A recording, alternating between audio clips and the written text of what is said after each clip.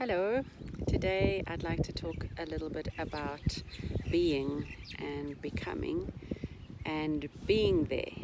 And as you know, this year at Small World, we're exploring these ideas, these concepts of being and belonging and becoming at our school. And I think central to this is the idea of being. I think that being is a place where becoming is revealed, and so it's both a stillness and a movement. Later science tells us that we are both particle and wave, and we are both movement and material or matter. And so this sort of seeming paradox around about being and becoming, it's actually not a paragraph, for we are all of that. And I wondered if it would be helpful to talk a little bit about our presence that we can bring to a child, to a child's life, to a child's day as teachers and as adults, and what that looks like and what that feels like. Because the child is born seeking that. They're born seeking that level of presence and connection, and they know immediately when you are being present and when you are not being present. They also know if you're 80% present or 100% present, and they will also test your level of presence as well. As we've also seen children in the school this year. We've only been going for 3 weeks, but we've already seen children wanting to test for deeper levels of connection, and they might put their hands over their eyes and peekaboo in a knowing kind of engaging game. They might also draw these incredible deep thinking drawings, and then quickly scribble over them, just as a test, as a way to see how the environment and the adults in that environment, and also the children, respond to their hidden places. So the question for a child is, say if they're playing peekaboos, is, do you want to find me? Do you want to really see me, the all of me, the whole of me, not just perhaps the socially acceptable versions of me, or the one that you thought you knew of me? And they are looking for you to really see, with a capital letter, to see the child. Maybe we could talk a little bit in this vlog about what qualities we can bring to that space of presence. And I say it's a space because it's kind of like a landscape. It's a venue. Presence is like a venue, or a landscape of there-ness, of being there, in other words, being here. Somebody told me that in the Jewish tradition, when Moses and also Abraham were called by God, they answered with the word Hineni. I hope I'm saying it correctly. And Hineni means here I am. And what that really means is not just I showed up, but that I am committed to the process of being. There's that paradox again. I'm committed to the becoming of beingness, of knowing that whatever is on this path, I will be walking it, and I'll be walking it with you. So when a child sees that the adult is there, totally involved with the child, then, as Loris Malaguzzi says, the child never forgets that, and they often return to that place of presence. For some of you as parents, this might be cooking with your children, and they will ask again, can we make millipap together again? And it was not so much about the making of the millipap, rather than the fact that you were fully present in that moment. I think there's some qualities that children can teach us about presence and being there, or here, hineni, that are very specific to the nature or the culture of childhood. And one of these qualities is the insistence or the desire for possibility and choice, or one could say open-endedness. I think that overly controlling things spoils a relationship. Overly controlling the outcome of processes spoils a relationship. So it's important to keep open-ended, because I think that when the child feels that you are closed-ended, that you want a specific outcome by a specific time, particularly with regard to the child's own becoming and who they will be as a person, over which you have enormous influence, but the child senses that you are no longer in partnership with the child. You as the adult, as the teacher, as the parent, fill the room with your presence and don't leave space for the child also. I'm also not saying that the child must fill the room with their presence either, but rather that it's this kind of reciprocitous or democratic way of seeing becoming. A child's own journey is shared and partnered by people who have an idea, by adults who have an idea of how they would like and what it is to be a good citizen and a good playmate, etc. But that there is also space for the child who also would like to be a good citizen and a good playmate to have their agency within that relationship. I think that as an adult, we sometimes can hold the floor or hold court in relationships, particularly in more traditional classrooms of this day and age. And the child is always looking for their own protagonism, their own representationality in a space. And where they feel that, they will respond in a way that says, I am seen and therefore I'm willing to see. Our culture places such high value on the adult as a power,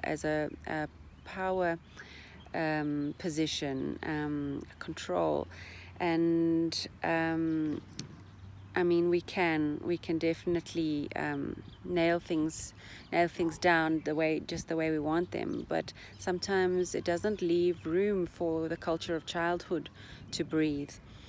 And so the children learn that bigness is such a high value in the culture that they see around them. You often hear children say, I'm going to be a big boy or a big girl, or, now that you're big, you're going into this classroom. And I think that overly preferences, the power of being big, and what about the incredible power of being small? I guess that's why we called it Small World, a world for the small, where we give value to the ideas and the thoughts and the processes of children, of being small, and this very special time in our life. So I think that this need for adults to sometimes overly control is like a prison that we adults have created for ourselves, because we can sometimes feel so wonderful locked inside all of our set views and our ways of doing things, and we unfortunately narrow ourselves to this is how we are, and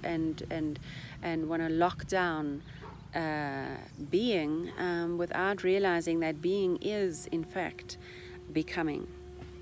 So I think that another quality that we can bring, that the children inspire us to bring to presence, or to being present, is this need or the desire for the child to make meaning. Yes, the child is human too, and they would like their life to have meaning, to make sense of things, and they're born with the strategies in order to do that, and they're making meaning all the time, whether you choose to believe it or not. We've been provoked by interpreting children's scribbles and babbles, which might have been seen previously as just random, irrational things, but actually this is the child speaking in the 100 languages, and they are speaking and they are also making meaning, and they would like us to be listening to that and also trying to understand their meaning and their take on things. So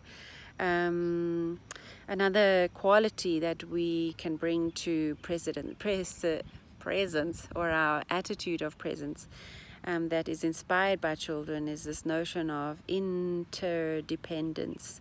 And I've mentioned it before, but yeah, children really grow or become because they are in relationships that are interdependent. I think the Western world so wants our child to be independent and to be able to get things done on their own, but actually perhaps a more African way of doing things is, there's this interdependence, and I become because you are. My becoming is dependent on your being you, and your becoming more of you. And there's this kind of reciprocity in relationships that we can see really allows children to thrive, and to learn about collaboration. So this is also explained to us why some activities or provocations that we might set up just fall dead in the water, because there are so many ways for children to interact with materials. But if there is only one way, and that's kind of preset by an adult, do this with that, and then that will happen, then the child can feel bored or not really seen for who they are, which is by nature looking at creative and multiple ways of working with that material.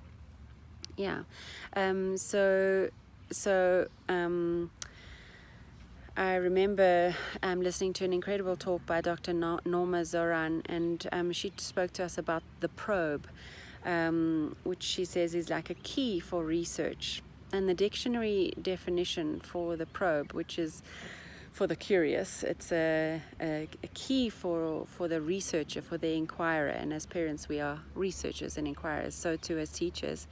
Using the probe can be a really incredible way to deconstruct those power relationships and establish yourself as a co-becomer, if you want. But the dictionary definition for a probe, she says, is an investigation into unfamiliar matters or questionable activities. Another definition is to ask a lot of questions in order to find secret or hidden information about someone or something. So it's quite helpful to think about your relationship with a child as a place where there are secrets, and the child is hiding things in that space, in that landscape, that venue for relationship, what some people might call the relational space. And they are hiding things particularly so that the adult will come and find them. And like those drawings, that beautiful drawings that children sometimes might scribble over until they've tested the validity of the relationship to see whether it's open-ended, interdependent, or reciprocitous. And it's interesting because the behavior of hiding is not hidden. The behavior or the action is not hidden. The children, the thing might be hidden, the secret, but the behavior or the action of hiding is not hidden. Children are leaving traces for us all the time to lead us to the hidden things in their spirit or in their thinking, or in their personality. And children are always wanting for us to go on a treasure hunt, to see what's behind the obvious. I think that children are also always busy with life's biggest questions. They are the ultimate researchers, the ultimate inquirers. And one of the biggest questions for all of us is, who am I? And children are busy with this every single day, every single moment. And everything that we see in a child is the child's intention to answer that question. The child needs to hear that this inquiry or this is coming from a dialogic space, that is coming from a multiple view space. They want to know the question, the inquiry, who am I, is dialogic, because it's dependent on also who you think I am, and also who I think I am right now is also dependent on many points of view.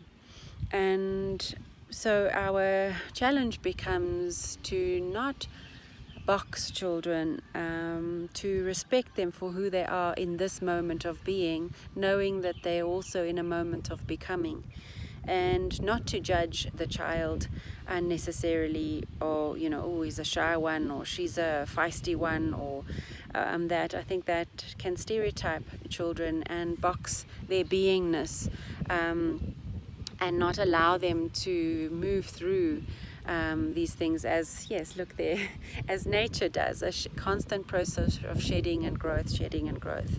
So what the child wants to know is, if this is where I am right now, will you be there with me?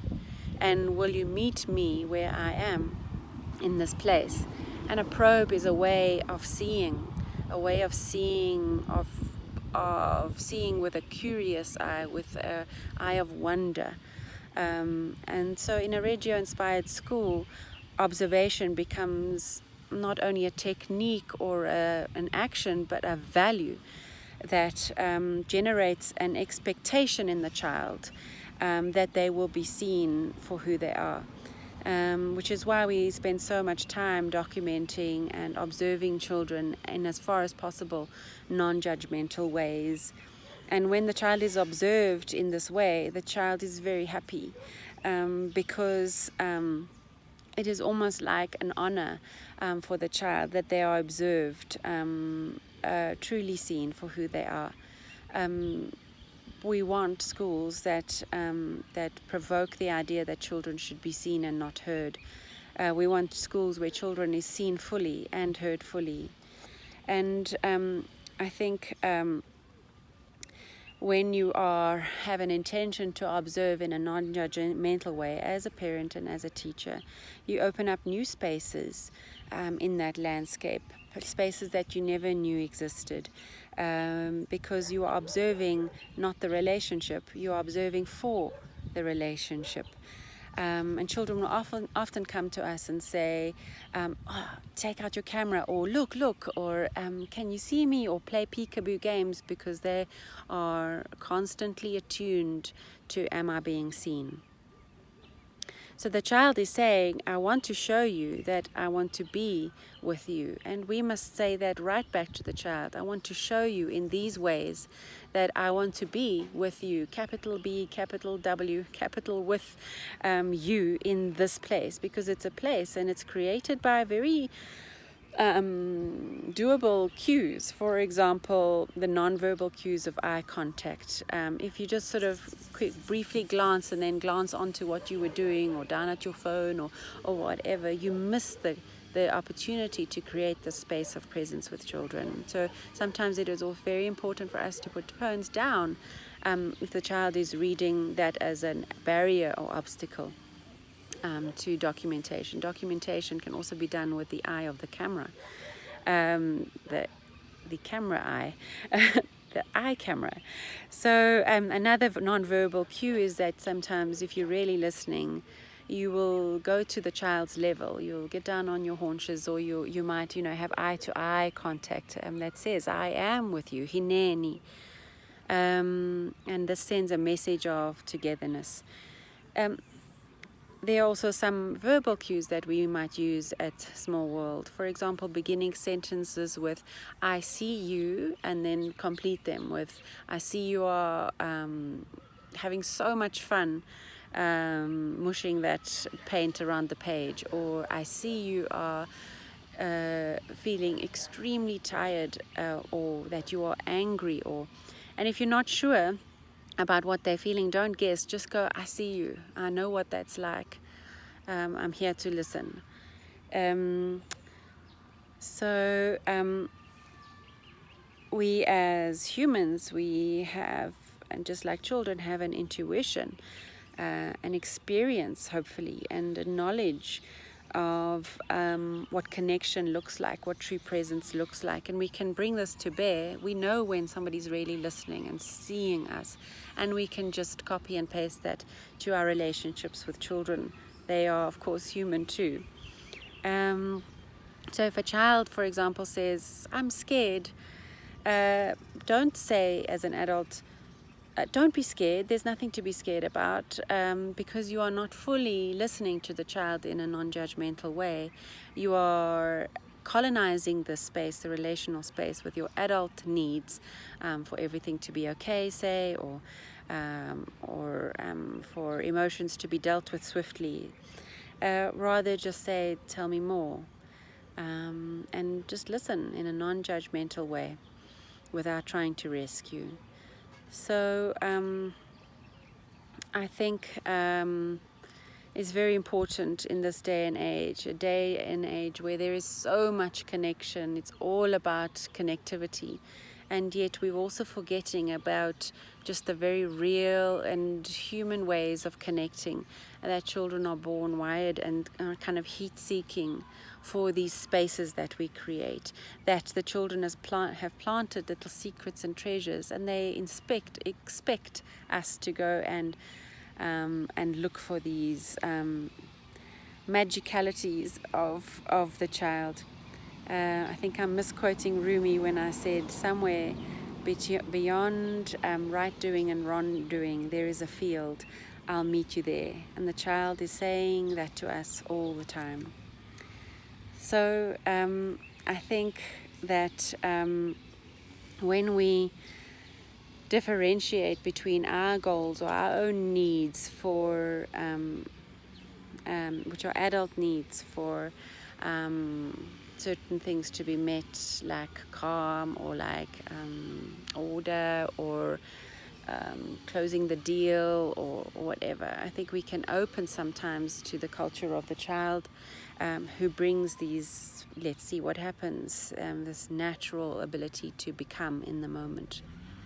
When we walk into that space, that treasure trove that the child is, and that the relationship could be, with an attitude of all is known here, I have all the answers, I know exactly who you are, we can sometimes limit a child's own becoming. And the child will get the double message that you are joining me in this relational space, you are joining me in connecting, but you are doing it on your own terms. And I think that sends very clear messages to the children that they don't have space here, that they are not really to be seen and heard in this relational space. Yeah, so I'm hoping that we can, as grown-ups, as teachers, as parents of Small World and wherever else this vlog is going to, learn to inhabit this space, this relational space, this space that we create between child and adult, that is reciprocitous, that is dialogic in nature, that is full of wonder and curiosity about what else we might find there. Inhabiting is a very big theme this year for us. How do we make a home? How do we make things, humans and all other creatures and all other aspects of our world feel welcome? And what we're talking about here is belonging. And we need to have constant conversations about how do we live here together and how do we inhabit this space. And so I hope that this vlog will in some way give support to the tremendous contribution that children will have in this conversation. And we were all children as adults, and so we also remember perhaps what it is like to be truly connected. Perhaps there was a granny or a parent or a sibling or somebody that just really knew how to presence with you, and we can go back to that as well as kind of holy grail for what we want to do together. So let's have a wonderful year together of connection and bringing some of these concepts, these ideas that are gifted to us by the children about how to create presence and be mindful of also the child's own values that they would like to see in relationships.